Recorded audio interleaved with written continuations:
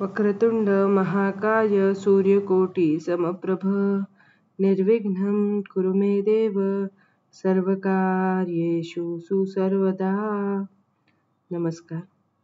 आज आपण नामसाधनेबद्दल किंवा नामजपाबद्दल एक सुंदर अशी गोष्ट ऐकणार आहोत.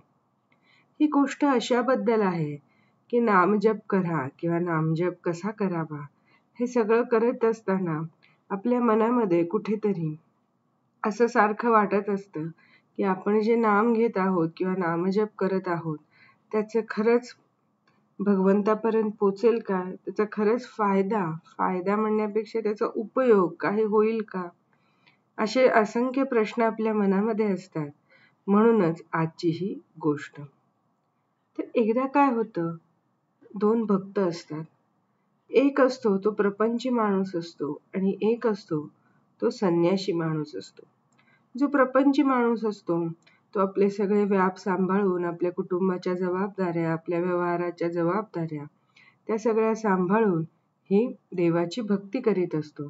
देवाची भक्ती करीत असतो म्हणजे काय की रोजच्या रोज पूजा करणं, देवाला नैवेद्य दाखवणं, धूप दिवा लावणं, नंतर नामजप करणं, एक ठराविक वेळी थोडा काळ का होईना पण भगवंताच्या चरणी लीन होणं, हे सगळं तो करत असतो. आणि जो संन्याशी माणूस असतो त्याने पूर्णपणे संन्यास घेतलेला असतो प्रपंचातून. त्याला ना कुटुंब असतं ना जबाबदारी असतात. तो फक्त आणि फक्त देवाचाच धावा करत असतो. मग असं सगळं असताना एकदा जो संन्याशी माणूस असतो तो देवाला विचारतो, हे देवा, की मी तुझं रात्रंदिवस 24 तास मी नाम संकीर्तनात असतो, मी 24 तास तुझं नाम घेत असतो, मी नाम ध्यानात असतो. आणि हा प्रपंची माणूस तर फक्त 5 मिनिटच तुझं नाव घेतो, फक्त 10 मिनिटच नाव घेतो. आणि तरी देखील तू त्याला कसा काय प्रसन्न होतोस, तरी देखील त्याचे नामजप तुझ्यापर्यंत कसं बरं पोचतं. पण मी मात्र पूर्ण वेळ, पूर्ण रात्रंदिवस तुझ्या चरणी लीन आहे. मग तू त्याची भक्ती जी आहे ती कशी काय स्वीकारतोस, असा प्रश्न त्या संन्याशी माणसाला पडतो. आणि मग देव खूप छान पद्धतीने त्याचं उत्तर देतात. देव त्याला म्हणतात, थांब, असं समजू नको, देवाच्या ठाई अन्याय नाही. ते म्हणतात, हे एक पात्र घे, त्याच्यामध्ये ते काठोन काठ तूप भरतात आणि त्याला म्हणतात, आता हे भांड घेऊन तू माझ्या भोवती प्रदक्षिणा घाल 24 वेळा. तर मग तो म्हणतो, हो, मी तर तुमचं सारखे तुमच्याच ध्यानात असतो, तुमचेच विचार माझ्या मनात असतात, मी 24 काय, मी 50 प्रदक्षिणा घालतो. देव म्हणतात, तथास्तु. आणि मग ते तबक घेऊन, ते भांड घेऊन, त्यात काठोकाठ तूप भरलेलं घेऊन तो प्रदक्षिणा घालायला लागतो. 1 प्रदक्षिणा होते, 2 प्रदक्षिणा होतात, तरी देखील तो नामजप करायचं सोडत नाही. तो पण पूर्ण मनोभावाने हे नामजप करत असतो. पण हे सगळं करताना देवाने एक अट घातलेली असते की तू जेव्हा प्रदक्षिणा घालशील तेव्हा या भांड्यातलं एक सुद्धा थेंब तूप हे खाली पडता कामा नये. आणि जर ते पडलं तर तुझी जी सेवा आहे त्याचं फळ हे निष्फळ होणार आहे. त्यामुळे तू खूप काळजीपूर्वक ते भांडं हातात घेऊन हळूहळू ते प्रदक्षिणा पूर्ण करत असतो. पण खूप काळजी घेऊन देखील जेव्हा त्यातलं तूप खाली सांडायला लागतं, कारण साहजिक माणूस चालताना त्यातले तुपाचे थेंब काही बाहेर पडणार जेव्हा भांड काठोकाठ भरलेलं असतं. आणि मग त्याला कळून चुकतं की हे काहीतरी भगवंत आपल्याला सुचवायचा प्रयत्न करत आहेत.